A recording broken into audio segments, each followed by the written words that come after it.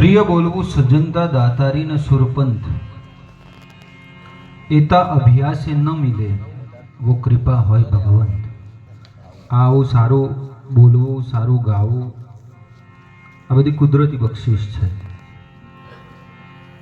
બાકી ઘણા એમ કહેતા હોય કે તમારે ખાલી સ્ટેજ ઉપર ચડીને બોલવાનું જ ને, તમારે બીજું કરવાનું હું।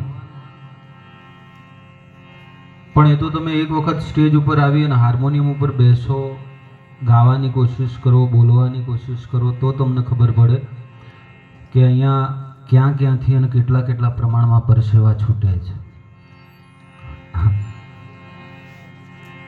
હમણાં એક જગ્યાએ એક શિક્ષકની બદલી થઈ। શિક્ષકની બદલી થઈ એટલે ગામ લોકોએ ભેગા મળી અને શિક્ષકને વિદાય આપવા માટે એક કાર્યક્રમ રાખ્યો।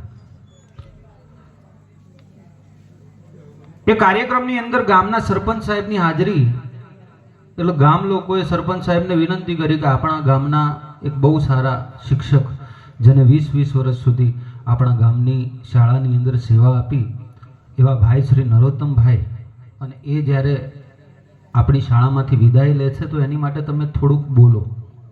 આ બોલતા ના આવડે ને તો શું થાય, એનો એક પ્રસંગ તમને કહું છું। સરપંચ સાહેબે એમ કીધું કે આ બોલવું મારો વિષય નહીં, કારણ કે છેવાડાના ગામના સરપંચ વારા પદ્ધતિમાં સરપંચ બનેલા।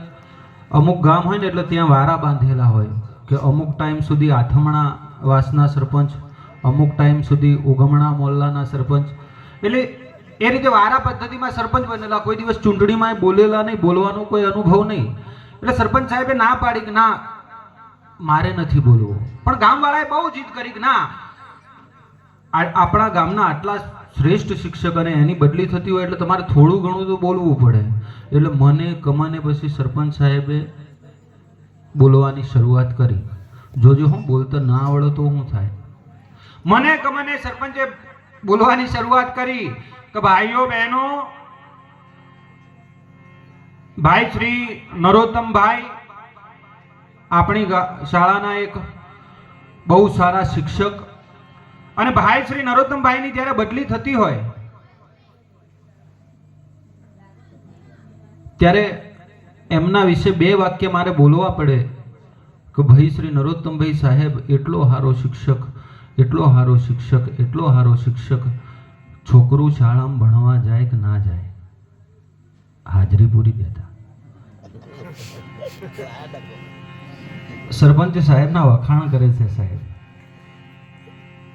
છોકરું શાળામાં જાય કે ના જાય, હાજરી પૂરી દે। લેસન તો કદી સાહેબે ચેક જ નહીં કર્યું। લેસન લાવો કે ના લાવો, લેસનની તો શું વાત રહી, પણ પરીક્ષાની અંદર કદાચ બાળકે લખ્યું હોય કે ના લખ્યું હોય, પણ એટલો સારો શિક્ષક, એટલો સારો શિક્ષક પાસ કરી દે। અને સાચું કહું ને તો આ સાહેબે કદી ભણાવ્યું જ નહીં। 20-20 વર્ષ સુધી આ સાહેબે આપણા ગામની અંદર નોકરી કરી, પણ રોમ છે કોઈ બાળકને ભણાવ્યું હોય તો ખાલી ટોપટીઓ જ કરાયો। ચા કઈ રીતે બનાવવી, બગીચાની અંદરથી ઘાસ કઈ રીતે ચૂંટવું, બસ આ જ શીખવાડ્યું। કારણ કે સાહેબની દૂરની દ્રષ્ટિ, સાહેબને ખબર હતી કે મોટું થઈ અને મારું બેટું ભણવામાં દાદર મારે કે ના મારે, છેવટે ખેતી તો કરશે, છેવટે મજૂરી તો કરશે। એટલે એટલો સારો શિક્ષક, એટલો સારો શિક્ષક, અને આવા શ્રેષ્ઠ શિક્ષકની જ્યારે બદલી થતી હોય ત્યારે બીજું તો હું શું કહું, પણ 2 હાથ જોડી અને પરમ કૃપાળુ પરમાત્મા એને પ્રાર્થના કરું કે ભગવાન ઓના આત્માને શાંતિ આલો। સિયાવર રામચંદ્ર ભગવાન કી। એટલે બોલતા ના આવડે તો આવું થાય સાહેબ। હમણાં એક જગ્યાએ ગામવાળાએ ભેગા મળીને એક ટોકી બનાવી। ટોકી બનાવી અને ટોકીનું જે ઉદ્ઘાટન હતું ને એની અંદર બ્રાહ્મણોને બોલાયા। બ્રાહ્મણોને બોલાવી, બ્રાહ્મણો એક બાજુ મંત્રોચ્ચાર બોલે, શ્લોક બોલાવે, ગામ લોકો પાછળ પાછળ શ્લોક બોલે। બ્રાહ્મણો કે ઓમ બ્રહ્મ દેવાય નમઃ, ગોમ કે નમઃ, વિષ્ણુ દેવાય નમઃ, ગોમ કે નમઃ, ગુરુર દેવાય નમઃ, ગોમ કે નમઃ. એક પછી એક બ્રાહ્મણો શ્લોક બોલતા જાય, મંત્રો બોલતા જાય અને ટાંકાની અંદર ઊંચે ઊંચે ઊંચે ઊંચે પાણી ચડતું જાય. એમાં બરોબર છેક પાણી જે છે એ બરોબર ઉપર સુધી પહોંચ્યું, ટાંકીમાં છેક ઉપર સુધી પહોંચ્યું, પણ ગામના ખર્ચે બનાવેલી ટાંકી ખરી ને સેજ કાચી રહી ગયેલી. અને બરોબર જેવું પાણી ઉપર ગયું ને, ટોકું હતું તો નમ્યું અને પાછું પડ્યું, આખું ગોમ ડટાઈ ગયું.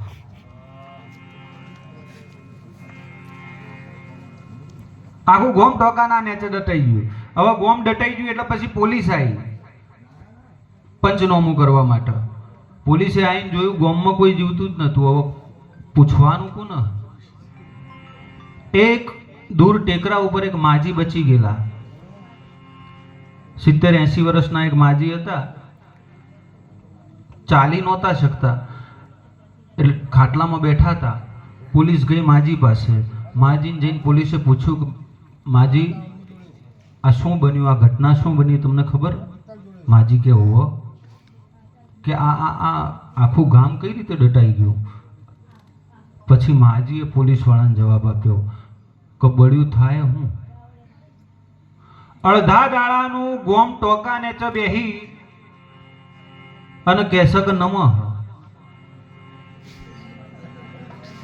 અલ્યા મોએ કહેતી હતી કે તારો બા ટોકી નમઃ.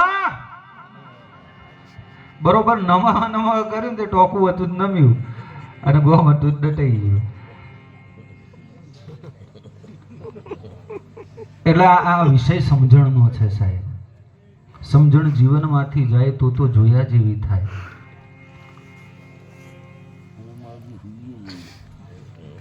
બહેનોની આટલી બધી ઉપસ્થિતિ છે એટલે એકાદ બે મને બહેનોના જોક્સ યાદ આવે છે. હમણાં એક પતિ અને પત્ની આ બે જણા અગાસી ઉપર આંટો મારતા હતા. એમાં બરોબર આંટો મારતા પેલો જે પતિ છે એ પતિ અગાસીના કિનારે આવ્યો. અગાસીના કિનારે આવી અને એને નીચે નજર કરીને તો નીચે ગધેડો ઊભો હતો.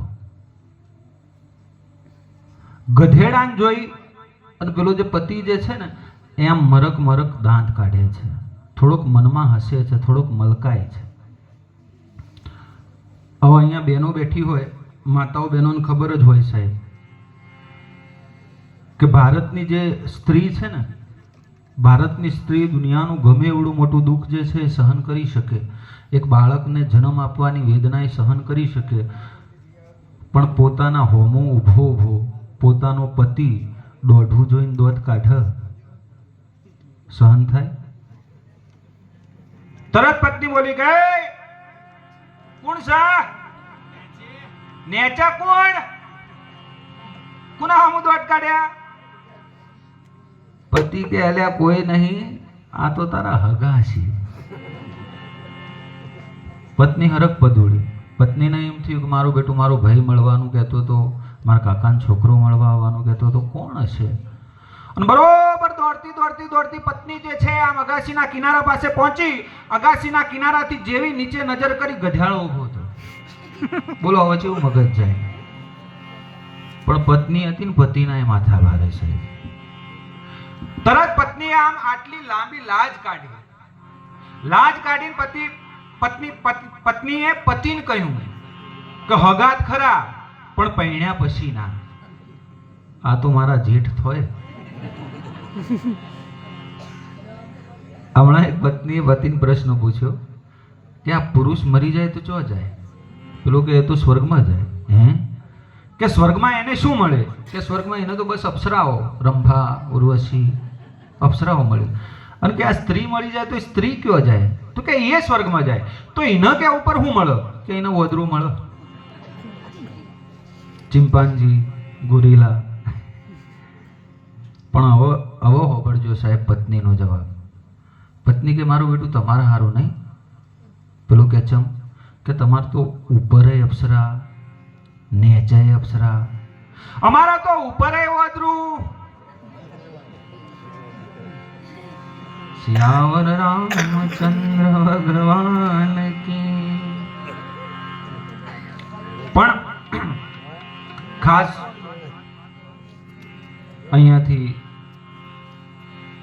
મને બાબા સાહેબ આંબેડકરને યાદ કરવાની ફરમાઈશ કરવામાં આવી હતી અને અમે આ કાર્યક્રમ લીધો ને એની સાથે જ એમને કીધું હતું કે બાબા સાહેબની વાત કરજો.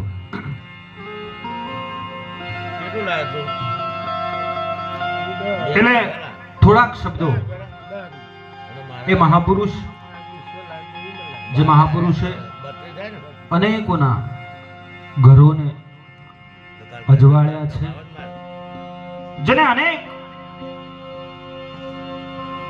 પીડિતોની, વંચિતોની, શોષિતોની મદદ કરી છે. થોડાક શબ્દોમાં બાબા સાહેબને યાદ કરવા છે અને એમને યાદ કરતા મારો એક લખેલો ભાવ છે બાબા સાહેબની માટે.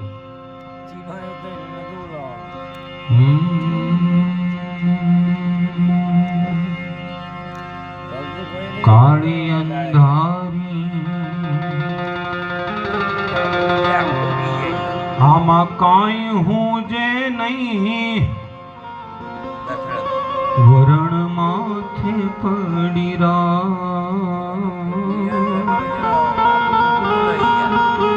કાળી અંધારી આમાં કાંઈ હું જે નહીં, વરણ માથે પડી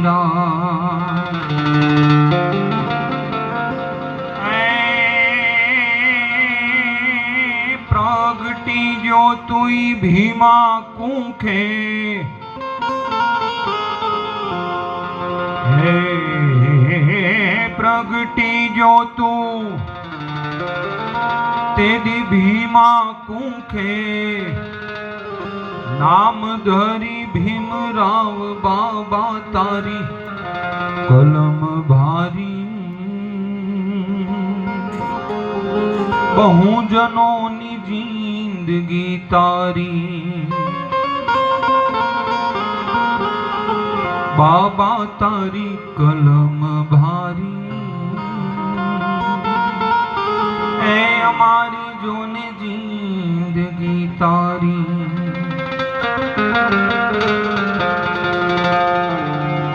અંધાર પટનો બાંગ્યો ભેંકારો, જ્યારે સિંહે કર્યો હુંકારો. આ દેશની અંદર પોતાના દીકરાને ગાદી અપાવવા માટે બહુ લડ્યા છે. સવાલ જો પોતાના દીકરાને ગાદી અપાવવાનો હોય તો આ દેશની અંદર અનેકોએ યુદ્ધ કર્યા છે, અનેક એની માટે લડ્યા છે. પણ આ દેશના એક અનુસૂચિત જાતિના માણસને, આ દેશના એક એસસી, એક એસટી અને ઓબીસીના દીકરાને ખુરશી અપાવવા માટે કોઈ લડ્યો હોય તો એ એકમાત્ર BR આંબેડકર લડ્યા છે. અંધાર પટનો બાંગ્યો બેકારો, જ્યારે સિંહે કર્યો હુંકારો.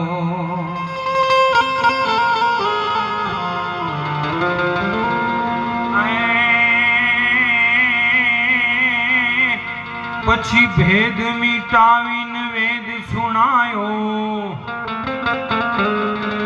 એને ભેદ મિટાવીને વેદ સુણાયો. આખું જગત કરે જયકારો, જય ભીમ નો નારો ભારી રે, બહુજનોની જિંદગી તારી. હમણાં એક જણાએ મને પ્રશ્ન કરેલો કે બાબા સાહેબ આંબેડકરને આટલા બધા લોકો યાદ કરે છે, 14મી એપ્રિલ આવે, 6 ડિસેમ્બર આવે, બંધારણ દિવસ આવે, કોઈ પણ પ્રજાસત્તાક દિવસ હોય, બાબા સાહેબને આટલા બધા લોકો યાદ કરે છે, તો એ શું કામ યાદ કરે છે? અને ત્યારે મેં એને જવાબ આપેલો કે બાબા સાહેબને આટલા બધા લોકો યાદ કરે છે એનું કારણ એ છે કે એ સમાજ, જે સમાજનો માણસ રસ્તા ઉપરથી ચાલે ને તો એના પગના જે પદચિહ્ન છે, એના પગલાના જે નિશાન છે, નિશાનને ભૂખી નાખવામાં આવતા હતા. એક દિવસ આ સમાજનો માણસ એ રસ્તા ઉપરથી જતો હોય તો એનો પડછાયો લેવા માટે કોઈ તૈયાર નહોતું. એ જ સમાજની અંદર એક એવો વીર પુરુષ જન્મે, એ સમાજની અંદર એક એવો મહાપુરુષ જન્મે. આજે પટાવાળો હોય કે પીએમ હોય, જો એના પગલે ના ચાલે ને તો ટાંટિયા ભાગી જાય.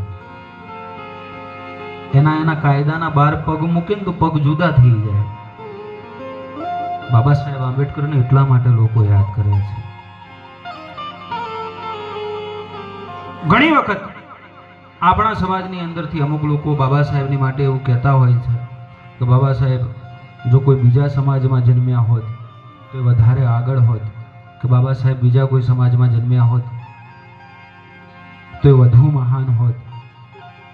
પણ હું એને કહું છું કે બાબા સાહેબ બીજા કોઈ સમાજમાં જન્મ્યા હોત તો મહાન હોત કે ના હોત એની તો મને કોઈ ખબર નથી, પણ ડૉક્ટર બી.આર. આંબેડકર જન્મી શકે ને તો ફક્ત ને ફક્ત આ સમાજમાં જન્મી શકે. કારણ કે ધરાવીને ધાન ના નીકળે અને કુળવીને માંડું ના હોય. અનાજ હારું ઉગવું હોય ને, અનાજ હારું ઉગાડવું હોય ને તો એની માટે ધરતી હારી જોઈએ.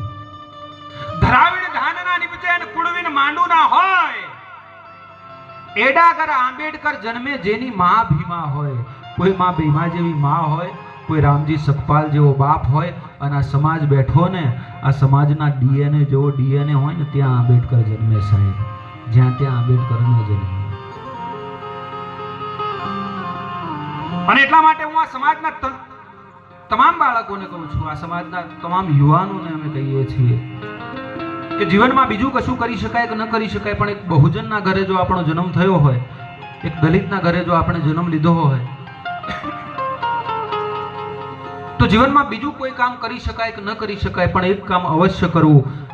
વેઇટિંગ ફોર વિઝા બાબા સાહેબની આત્મકથા છે. આ આત્મકથાનો અભ્યાસ આ સમાજના યુવાનોએ કરવો જોઈએ સાહેબ. કારણ કે એ વ્યક્તિ, જે વ્યક્તિને એમ કહેવામાં આવ્યું કે તું વર્ગખંડની અંદર બેસીને ભણી ના શકે, એને વર્ગખંડની બહાર બેસાડીને ભણાવવામાં આવ્યો. વિચાર તો કરો, વર્ગખંડની અંદર બેસી અને જે ભણવાવાળા હતા ને એના નામો નિશાન મટી ગયા. વર્ગખંડની અંદર બેસી અને જે ભણ્યા હતા ને એની તો રાખના ધુમાડા ઉડી ગયા. કોણ હતા ને કોણ એની કોઈ આપણને ખબર નથી. વર્ગખંડની બહાર બેસીને પણ ડૉક્ટર બી.આર. આંબેડકર એટલું ભણ્યા. આજ કદાચ દુનિયાની કોઈ એવી સારી સ્કૂલ નહીં હોય, કોઈ એવી સારી કોલેજ નહીં હોય કે કોઈ એવી સારી યુનિવર્સિટી નહીં હોય જ્યાં બી.આર. આંબેડકરનો ફોટો નહીં હોય. આંબેડકર એટલે એ વ્યક્તિ, જે વ્યક્તિને એમ કહેવામાં આવ્યું કે તું અમારા માટલામાંથી પાણી ના પી શકે, એ વ્યક્તિએ આખી દુનિયાને પોતાનું પાણી બતાવી દીધું.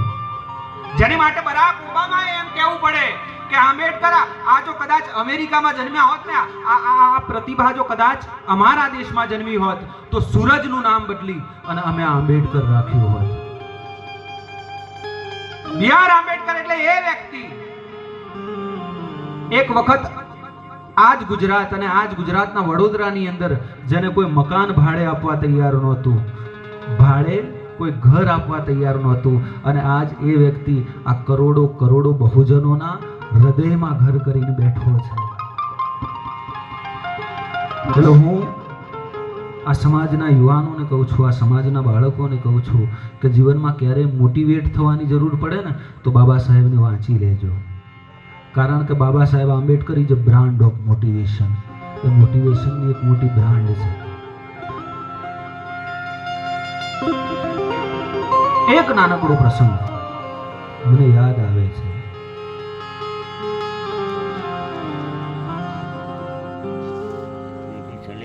દુનિયાની અંદર ઘર ભરવાવાળા બહુ છે સાહેબ, અને આજકાલના સમયે આપણે એવું જોઈએ કે એક માણસને જ્યારે ખુરશી મળી જાય, એને જ્યારે સારું પદ મળી જાય તો માણસ જે છે ને, તમે જોજો કોઈ મંત્રી હોય, નાનો મંત્રી હોય, કોઈ ધારાસભ્ય હોય, એની 7 પેઢીઓનો ઉદ્ધાર થઈ જાય ને એટલું ભેગું કરી નાખે. એક ખાલી ખુરશી મળી જાય, એક વખત જીત મળી જાય એટલે પછી પાછળ જોવું જ ના પડે. B.R. આંબેડકર એક સમયના આ દેશના કાયદા પ્રધાન, એક સમયના આ દેશના બંધારણના ઘડવૈયા, 4 બાબા સાહેબ આંબેડકરના 4 દીકરાઓ છે. એ 4 દીકરાઓના ભૂખમરીની અંદર મૃત્યુ થયા છે અને એમાં એમનો 4થા નંબરનો દીકરો, એ દીકરાનું નામ એટલે રાજરત્ન આંબેડકર. 2.5 વર્ષની રાજરત્ન આંબેડકરની ઉંમર છે.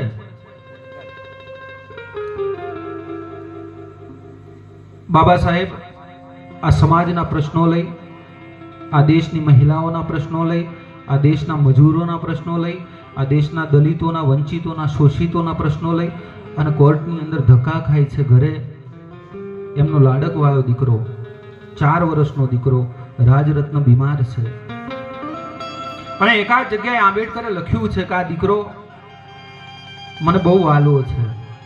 આ દીકરાનો જન્મ થયા પછી મારું જીવન બદલાઈ ગયું છે. બાબા સાહેબ એ કોર્ટની અંદર ધક્કા ખાતા હોય અને ઘરેથી ફોન આવે છે કે રાજરત્ન આંબેડકરની તબિયત બીમાર ખરાબ છે. અને એ સમયે એ જે રાજરત્ન આંબેડકર છે એને ન્યુમોનિયા થયેલો, ડબલ ન્યુમોનિયા. આજકાલ સિંગલ ન્યુમોનિયા, જો કોઈ નાના માણસના છોકરાને સિંગલ ન્યુમોનિયા થયો હોય ને તો એ હોસ્પિટલમાં હોય, એને હોસ્પિટલાઇઝ કરવો પડે, એને દવાખાનામાં ભરતી કરાવવો પડે. બાબા સાહેબ આંબેડકર એવડું મોટું વ્યક્તિત્વ સાહેબ, ડબલ ન્યુમોનિયા થયો છે પોતાના દીકરાને, પણ એમનો જે દીકરો છે ને એ કોઈ હોસ્પિટલમાં ભરતી નથી, એ દીકરો ઘરે છે. આંબેડકરને ખબર પડે છે દીકરાની તબિયત બહુ બીમાર છે. તાબડતોડ બાબા સાહેબ જે છે પોતાના ઘરે આવે, પોતાના ઘરે આવી અને એ જે 4 વર્ષનો દીકરો છે એ દીકરાને પોતાના ખોળામાં લે, એ દીકરાને પોતાના આલિંગનમાં લે અને બહુ બાબા સાહેબ એને લાડ લડાવે છે. બાબા સાહેબ બહુ એ દીકરાને વાલ કરે છે. જેના 3 દીકરા ગુજરી ગયા હોય અને 4થો દીકરો બીમાર હોય, એ પરિસ્થિતિ ઘાયલ કી ગત ઘાયલ જાને દૂજો ન જાને કોઈ. જેને તો પરિસ્થિતિને જોઈ હોય એને ખબર હોય સાહેબ. બાબા સાહેબ રાજરત્નને પોતાના ખોળામાં લઈ અને એને લાડ લડાવે છે. પિતાના ખોળાની અંદર એ જે દીકરો છે એ પ્રાણ ત્યાગ કરે છે. 4 વર્ષના દીકરાનું બાબા સાહેબ આંબેડકરના ખોળામાં મૃત્યુ થઈ જાય છે. ટૂંકમાં હું વાત કરું, મૃત્યુ થયા પછી એ બાળકની અંતિમ વિધિ કરવી પડે. એની અંતિમ વિધિ કરવા માટે મહોલ્લાના પરિવારના જે માણસો છે એ માણસો આવે છે, એનું શબ નનામી સાથે બહાર લઈ જવામાં આવે અને છેલ્લે બાબા સાહેબના જે મોટા ભાઈ છે બાબા સાહેબને કહે છે કે ભીમરાવ, અંતિમ સંસ્કાર કરવો હોય ને તો એની માટે કફનની જરૂર પડે. અંતિમ સંસ્કાર માટે કફનની જરૂર પડે અને એ જે કફન છે ને એ બાપે લાવવું પડે, એના પૈસા બાપે કાઢવા પડે. વિચાર કરજો સાહેબ. એક સમયનો કાયદા પ્રધાન, એક સમયનો આ દેશની એ મહિલાઓનો મસીહા, એક સમયનો આ દેશના બહુજનોનો મસીહા, આવડો મોટો નેતા ડોક્ટર બાબા સાહેબ આંબેડકર રડતા રડતા પોતાના મોટા ભાઈને કહે છે કે મોટા ભાઈ, કફન મારે લાવવું પડે, કફનના પૈસા મારે કાઢવા પડે, એની મને ખબર છે, પણ આ દેશના ગરીબોના પ્રશ્નો લઈ, આ દેશના શોષિતોના પ્રશ્નો લઈ, આ દેશની મહિલાઓના પ્રશ્નો લઈ અને હું એટલો બધો અટવાયેલો છું ભાઈ, મારા ખીચામાં આ દીકરાનું કફન લાવવાના પૈસા નથી.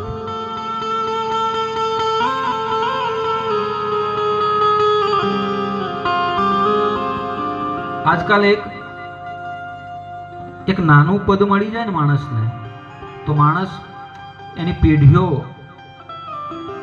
પેઢીઓની કમાણી કરી લે એની અંદરથી. આવડો મોટો નેતા એના ખીચામાં દીકરાનું કફન લાવવાના પૈસા. એટલે હું દરેક કાર્યક્રમ જ્યાં જ્યાં અનુસૂચિત જાતિની અંદર બેઠો હોઉં અને એની અંદર બાબા સાહેબ આંબેડકરની વાત કરતો હોઉં એટલે એક વાત હું અચૂક કરું છું સાહેબ, કે એક દલિતના દીકરા તરીકે ભલે તમે કદાચ ગીતાને વાંચી હોય, ભલે તમે કદાચ બાઇબલ વાંચી હોય, કુરાન વાંચ્યું હોય, ત્રિપિટક વાંચ્યું હોય, તમે ભલે અવેસ્તા વાંચી હોય કે ગુરુ ગ્રંથ સાહેબ વાંચ્યા હોય, દુનિયાભરના શાસ્ત્રોનો તમે અભ્યાસ કર્યો હોય, પણ એક દલિતના દીકરા તરીકે જો તમે આંબેડકરને નથી વાંચ્યા ને તો તમે કશું નથી વાંચ્યું. કારણ કે આપણી માટે તો ઉત્તરનામાં અંબા કયો, આપણી માટે તો રણુજાના રામા પીર કયો, કાશ્મીરના અમરનાથ કયો કે ડાકોરના ઠાકોર કયો, આપણો તો ડાકોર એક અને ઠાકોર એક, ડોક્ટર બી.આર. આંબેડકર.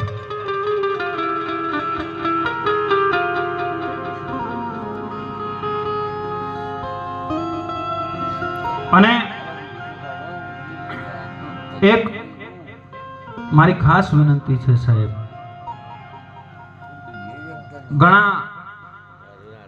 આજકાલ ઘણી બધી વાતો ચાલતી હોય છે અને ઘણા વિચારધારાનો ઘણો બધો અર્થ કરતા હોય છે, પણ મારે મન આંબેડકરવાદ એક જ છે સાહેબ.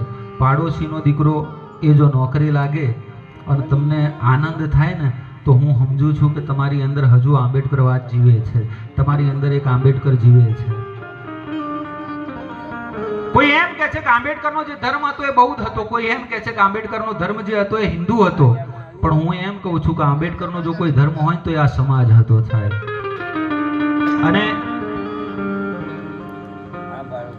આ સમાજની સફળતાનો ચાહક છું અને એટલા માટે એક વાત હું અચૂકપણે આ સમાજના યુવાનોને, આ સમાજના બાળકોને કહું છું,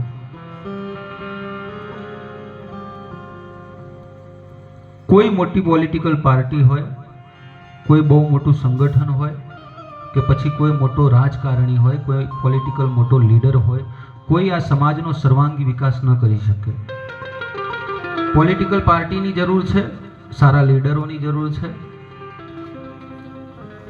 પણ આ સમાજનો વિકાસ કોઈ એક પાર્ટી કે કોઈ એક લીડર ન કરી શકે, કોઈ એક સંગઠન ન કરી શકે. આ સમાજનો વિકાસ ક્યારે થાય?